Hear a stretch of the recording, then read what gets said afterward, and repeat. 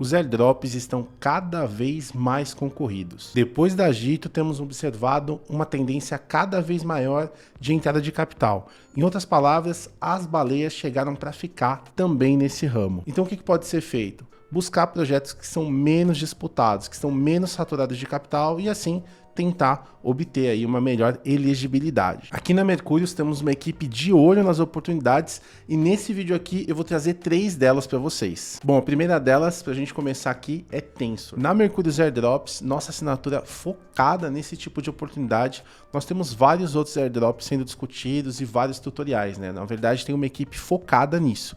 Aqui eu vou começar com a Tensor, né? O tutorial está em produção no momento e vocês vão ver que é bem interessante, é um mercado de NFTs. Então a Tensor, ela lembra muito a ideia da Blur, que ficou famosa há alguns meses, só que no lugar da Ethereum ela opera na Solana, ou seja, você vai ter taxas baixas e uma rede bem rápida também para poder transacionar. Então a proposta da Tensor é atrair tanto usuários casuais quanto traders mais avançados. É um aplicativo bem legal, tem uma interface bem bacana mesmo, assim, bem polido, eu diria. Independente do airdrop, por ser um produto bem interessante, já está tendo um impacto no mercado. Para vocês terem uma ideia, de acordo com a Galaxy, em janeiro de 2024, quase metade do volume de NFTs transacionados na Solana estavam na Tensor. E uma outra coisa interessante é que a Galaxy também aponta que o mercado de NFTs na Solana se recupera bem mais rápido que na Ethereum.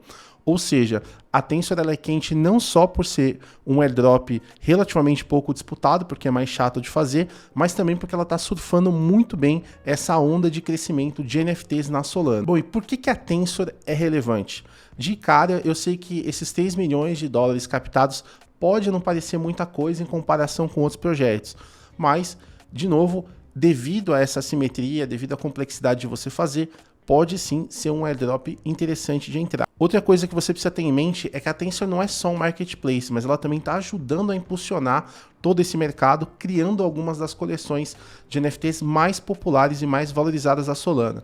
Então você tem aí um ambiente muito interessante mesmo, como eu já falei. O bom é que a Tensor sempre faz parcerias e com isso você consegue aumentar os seus pontos. No momento, a parceria que está vigente é com a Backpack, uma carteira da Solana que concorre com Phantom e Solflare. Utilizando a carteira da mochila vermelha, você ganha não uma vez pontos, mas 1,25 vezes pontos. Então você consegue aí um pouquinho mais de pontos. A maioria das parcerias são todas nessa pegada, tá bom? E sobre o programa de pontos, ele tá na 3ª temporada, então o timing para entrar tá bem razoável ainda, mas eu diria que você já não pode ficar esperando muito, porque não dá para saber se vai ter uma 4ª ou uma 5ª temporada. Bom, e aqui vocês estão vendo as atividades que podem ser feitas para ganho de elegibilidade. No caso da Tensor, basicamente é isso, tá? Não tem nenhum outro segredo. Uma coisa que você precisa ter em mente, se você já tem um pouco mais de experiência na Solana, é que se você utilizar um site como o Launch My NFT para tentar pegar uma coleção nova que está quente, às vezes até pagando menos do que você pagaria na Tensor, você precisa ficar esperto porque a coleção precisa estar entre as 100 maiores negociadas na Tensor.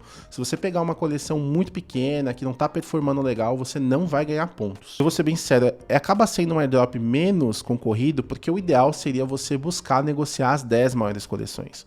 Mas essas coleções são realmente caras, né? Cada NFT custa milhares e milhares de dólares, e aí a coisa começa a ficar restrita. Então, se você quer realmente entrar de cabeça na Tensor, você vai ter que negociar bastante e precisa ficar esperto com o chamado floor price, ou seja, o piso ali. Quanto mais próximo você fica do piso, quando você vai montar uma posição para ser negociada, né, para ser vendida, né, você lista um NFT, melhor para a Tensor, tá? Então não adianta colocar o preço nas alturas porque a Tensor não vai bonificar você com mais pontos, pelo contrário, você vai ser penalizado. E a segunda aqui, eu acho que a gente até já deve ter falado, mesmo que na tangente, é o Meteor, é um protocolo bem interessante, é do mesmo pessoal lá da Júpiter, então tem uma interface legal e tudo mais. Então a ideia do Meteor é criar mais um ambiente para liquidez na Solana, é mais uma espécie de tecido de liquidez. O Meteor é um protocolo que nasceu da Mercurial, que era uma corretora descentralizada que existia na Solana antes daquela bomba da FTX.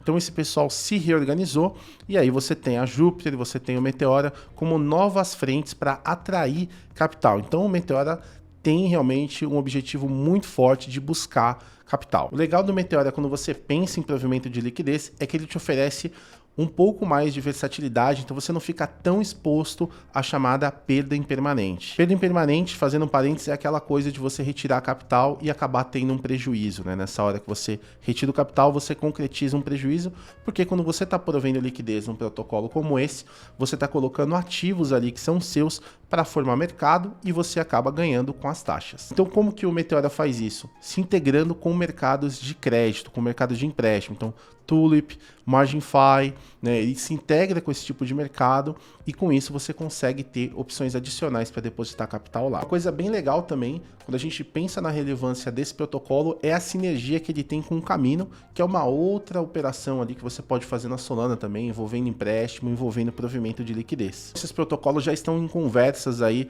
para exibição de pontos de um lado ou de outro, para visualização ali de cofres, né, de depósitos que você faz de um lado e de outro. E isso é bem interessante porque você acaba tendo ali uma exposição que de repente pode ser benéfica nas duas pontas também. Claro, isso também reforça a atitude positiva, né, do time da Jupiter, que já fez um airdrop agora em janeiro, né? Então, além dos gatos e dos poemas engraçadinhos, você tem aí uma postura construtiva bem legal. Então, isso aqui não é o tipo de protocolo que você acha que vai dar errado, que vai ter uma puxada de tapete. Muito pelo contrário. Bom, aqui vocês estão vendo as 3 formas para ganho de elegibilidade. A única coisa que eu tenho que falar é que, pelo menos aqui em São Paulo, pode ser necessário usar uma VPN, um NordVPN, por exemplo, porque senão nem tudo que está no aplicativo carrega. Isso é um ponto negativo, mas eu não acho também que é uma barreira muito grande, né? Uma VPN dessa custa mais ou menos R$20 por mês, com uma assinatura de 2 anos. Bom, olhando para essas atividades aqui, que basicamente vão girar em torno de provimento, se você tem $200, eu diria que são 2 frentes que você pode ter. Você pode pegar metade,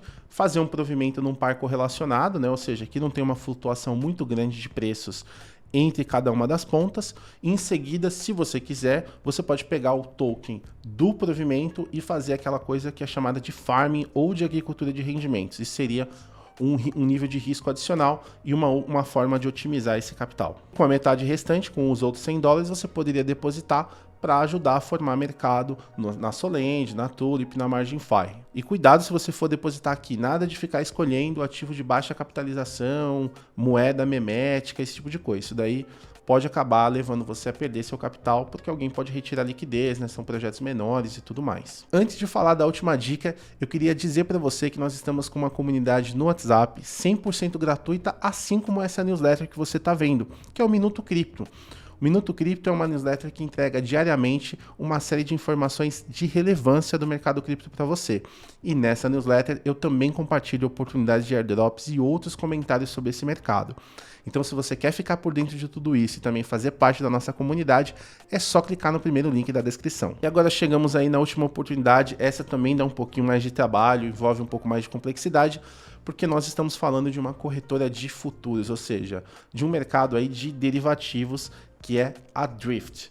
Então a Drift é uma corretora bem interessante também, e quando nós pensamos em airdrops, o que conta aqui é negociar em spot ou em futuros, né, negociar contratos perpétuos, e logo mais eu falo dessas atividades. Mesmo que não conte por airdrop, é legal ver que a corretora está buscando uma série de integrações dentro do ecossistema da Solana. Isso acrescenta um pouco mais de robustez, né, um pouco mais de capilaridade, e é interessante ver o caminho que eles estão trilhando. Então você vê que eles estão se expandindo para empréstimos, para staking alavancado de Sol, né, para seguros. Então tem toda uma arquitetura ali que dá um pouco mais de robustez para a Drift. O protocolo levantou mais de $27 milhões, e para vocês terem uma ideia, a rodada mais significativa, que levantou $23 milhões, acabou de acontecer, foi em janeiro. Em termos de momento, eu diria que a Drift está num momento excelente. Ela é praticamente sinônimo de derivativos na Solana, é praticamente um first mover, como a gente costuma dizer, ou uma pioneira. O fato de ser pioneira significa que ela pode acabar desfrutando de uma posição de liderança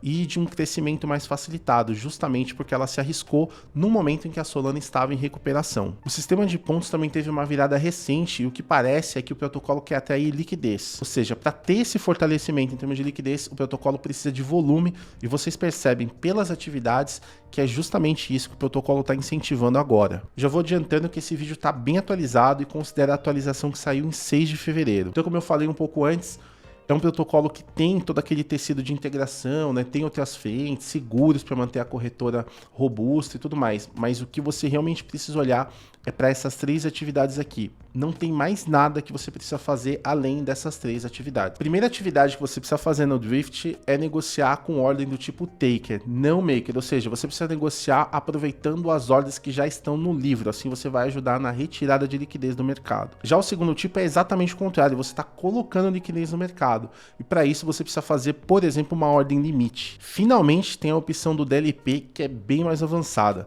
Nela você se torna uma contraparte em mercados de futuros de Solana, Ethereum e Bitcoin, então Sol, ETH e BTC. Talvez você sinta confiante para fazer as negociações em futuros e spot sem ler documentação, mas no caso dessa última opção que eu falei agora, que é o DLP, uma postura cautelosa envolveria ler a documentação justamente pela complexidade envolvida. E é isso aí, pessoal. Se você gosta dos nossos conteúdos, já dá aquele like, compartilha, ativa o sininho e se você não é inscrito no canal ainda, esse é o momento. Se inscreve aí para não perder nenhuma atualização.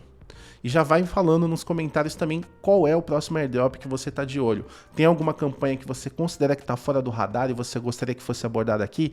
Deixa aí nos comentários. É isso aí, pessoal. Até a próxima.